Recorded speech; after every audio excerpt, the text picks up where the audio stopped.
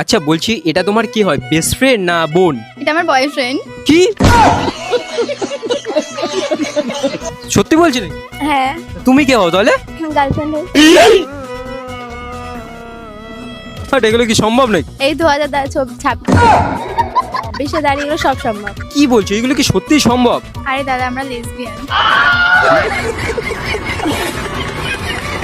আচ্ছা যাই হোক, তাহলে তোমরা যখন গার্লফ্রেন্ড বয়ফ্রেন্ড বলছো, আচ্ছা তুমি তোমার বয়ফ্রেন্ড কি ভালোবাসো? হ্যাঁ, বাসি। কতটা? ওর থেকে বেশি। আর তুমি? আমি ওর থেকে বেশি ভালোবাসি।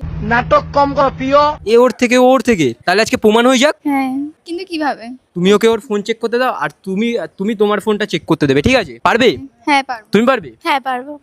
आइए देखते हैं बैठचंद मजा आएगा। আচ্ছা তুমি প্রথমে তোমার ফোনটা দাও। প্রেম কি বুঝিনি আগে তো খুঁজিনি। আচ্ছা, ঠিক আছে।